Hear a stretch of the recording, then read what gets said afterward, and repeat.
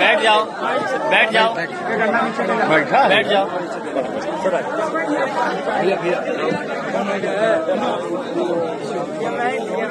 देखिए, हम लोग ज्ञापन क्या दिए हैं। सेवा में श्रीमान जिलाधिकारी वरिष्ठ कमिश्नर प्रयागराज, थाना खीरी, भैया लाइट दी तो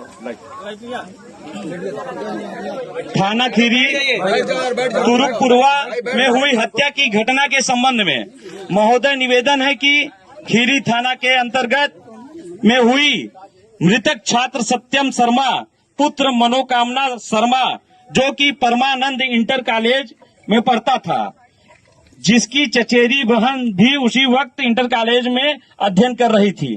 छात्रा के साथ अमानवीय व अनैतिक छेड़खानी के कारण विरोध करने के परिणाम स्वरूप उक्त छात्र सत्यम शर्मा की मोहम्मद यूसुफ पुत्र नवाब अली ग्राम तुरुक्कापुरवा ग्राम प्रधान खीरी, मोनीस पुत्र अज्ञात तुरुक्कापुरवा ग्राम खीरी सहित अन्य मुसलमान गुंडों द्वारा बर्बरतापूर्ण ढंग से लाठी डंडे से पीट कर निर्मम हत्या कर दी गई।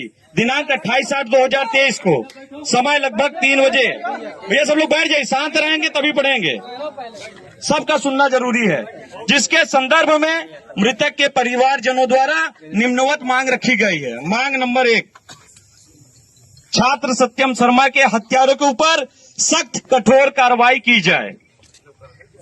दूसरा डिमांड, छात्र की हत्या करने वाले और उसका साथ देने वाले हत्यारों के घरों में ध्वस्तीकरण का आदेश किया जाए।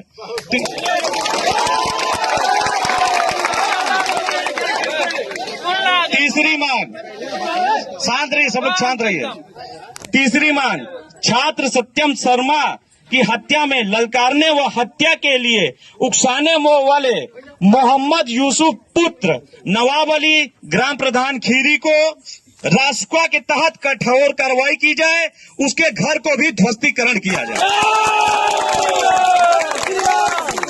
चौथी मांग, मृतक छात्र सत्यम शर्मा के परिवार को कम से कम 20 लाख की आर्थिक सहायता राशि शासन द्वारा प्रदान की जाएगी। तीसरी मांग, मृतक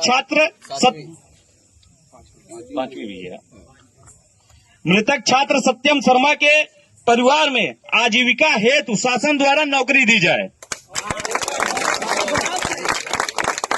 छठवीं मांग, मृतक के परिवार को शासन द्वारा एक आवास दिया जाए।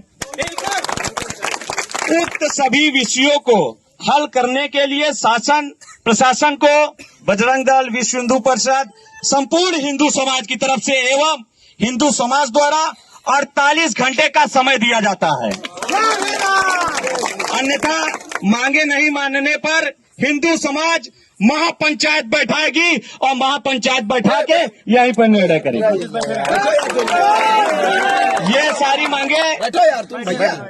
मांगे जिलाधिकारी महोदय, कमिश्नर महोदय के सामने रखी गई है। अब आगे आप लोग अपना वक्तव्य देंगे।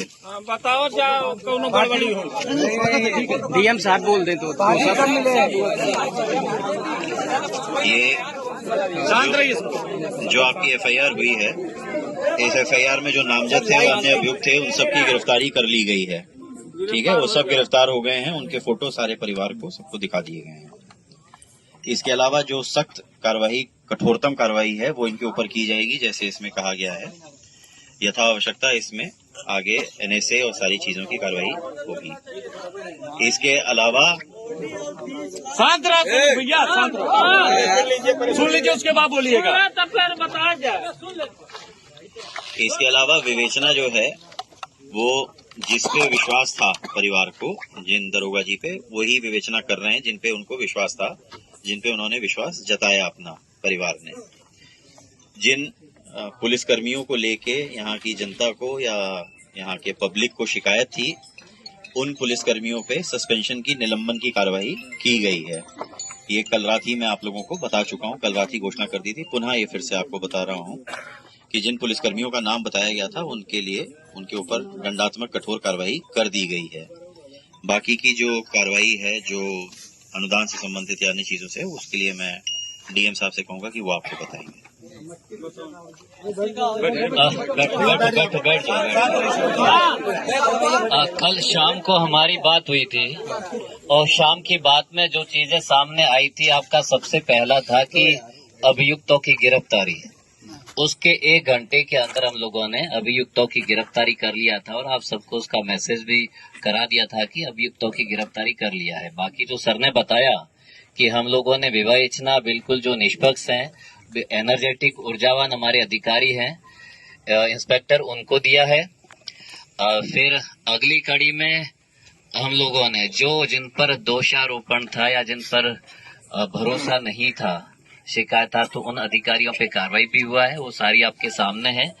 अगली बात आई कि परिवार की आर्थिक सहायता के लिए कल भी हमने बताया था, तो उसके लिए हम लोगों ने शासन से भी बात किया। आज जो हमारे सबसे बड़े अधिकारी होते हैं उनसे बात किया है, तो यहाँ से प्रपोजल हमारा जा रहा है जो आपने दिया है, तो इस पर हमें अनुमति भी मिल गया है, तो उस पर कार्रवाई शासन से होगी।